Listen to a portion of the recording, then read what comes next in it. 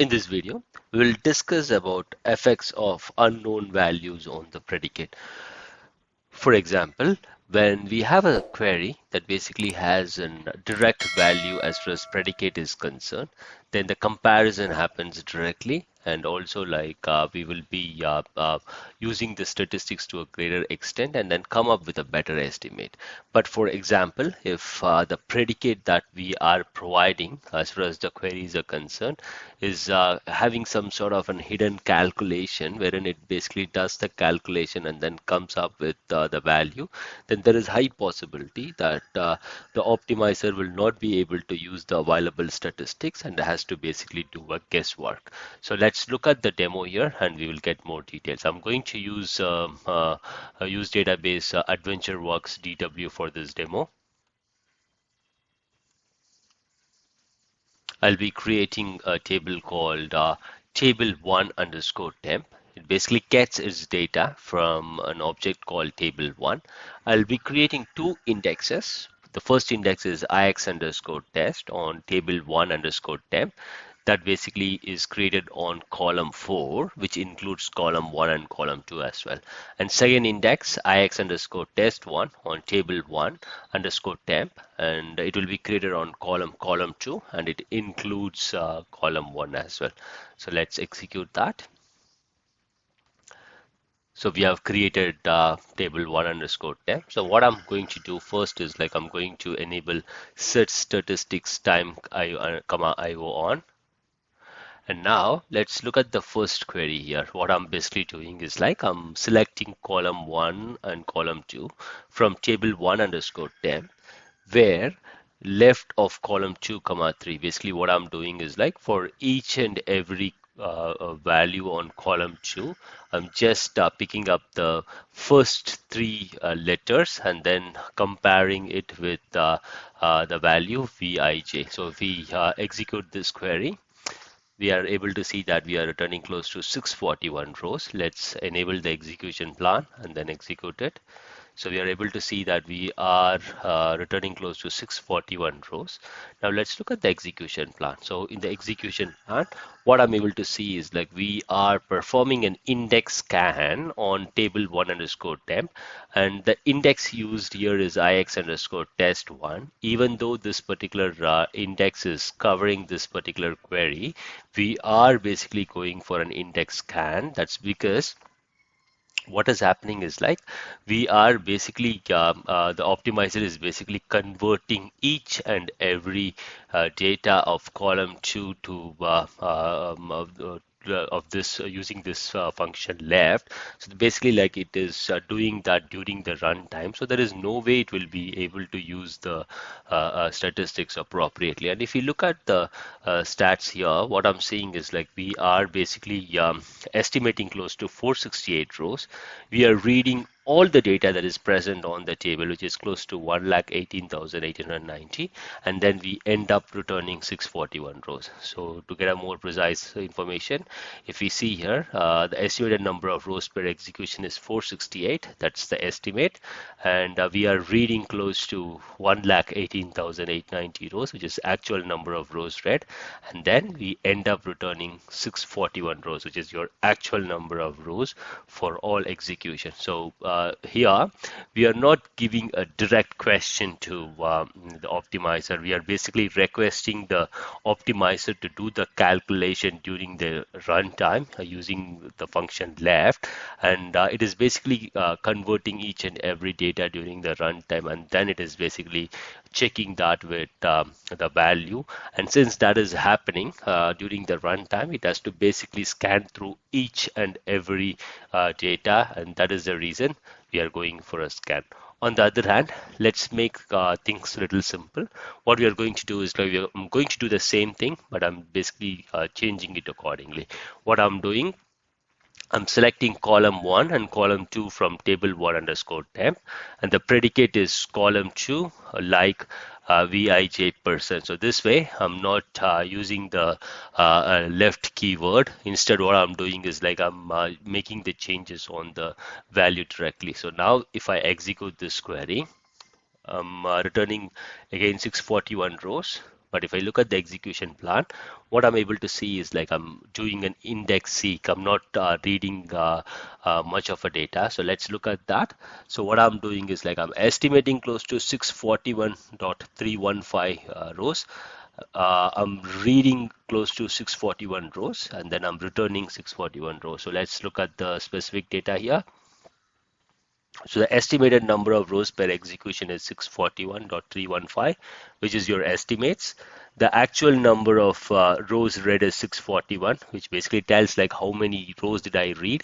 And then the actual number of rows for all execution basically tells like it is 641. So this way, it is pretty clear that I've not done anything extra. Basically, I had to look at the data, and then I had to read the exact data, and then I return the same data. So this time, Optimizer was able to specifically use the statistics appropriately, and then do the work without doing anything extra. So now what we'll do is like we will run both these queries side by side and compare the performance. So if I look at it here, the first query goes for an index scan.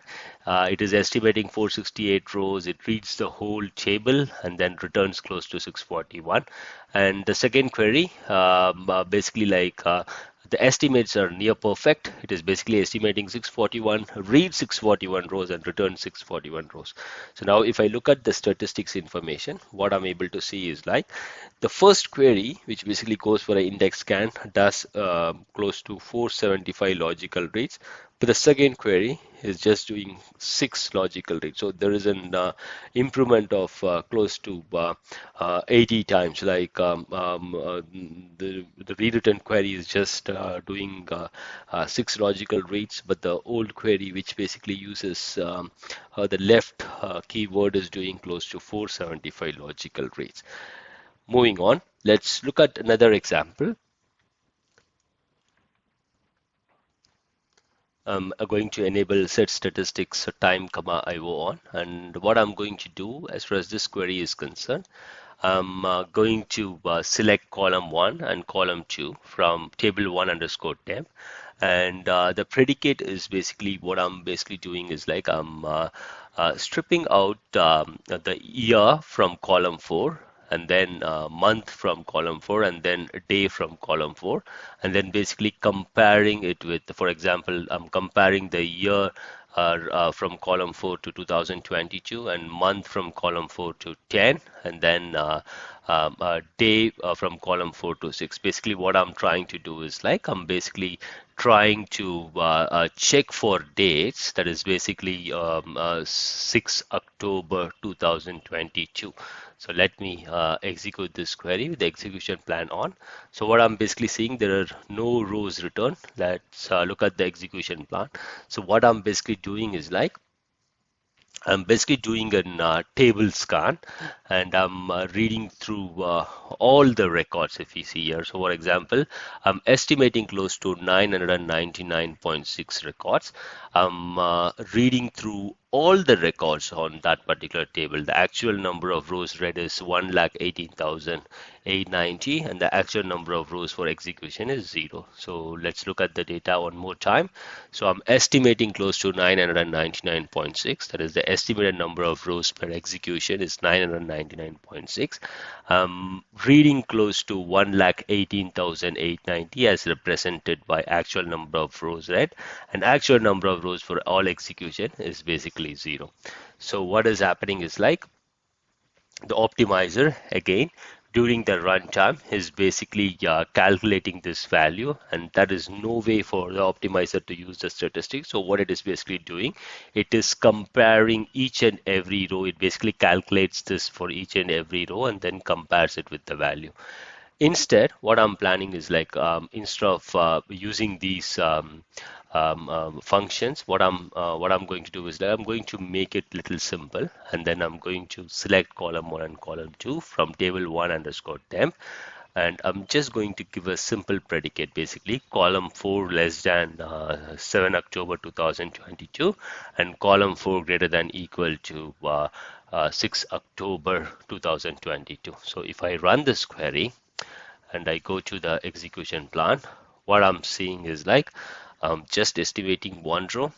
I know that there is no rows as far as this value is concerned on the table, so I'm not reading anything and I'm not returning anything. So simply I'm avoiding the complete scan on the table because this time the optimizer is able to use the statistics appropriately and performs what is best for this particular query. Now what we'll do, we will run these two queries side by side. And if you look at this, the first query is basically doing a table scan. It is estimating 999 rows, reads all the rows on that particular table and returns nothing. And as far as the second query is concerned, it just estimates one. It doesn't read anything and it also returns nothing.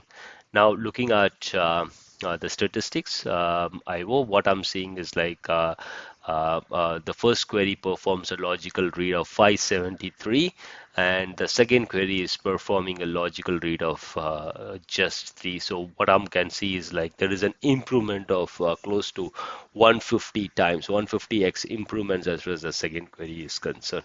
So it is very, very critical that we make things very simple and make sure like the optimizer understands the question. That is basically whatever predicates that we give the optimizer, it should be meaningful and also it needs to clearly understand. It shouldn't be doing any changes or calculations during the runtime.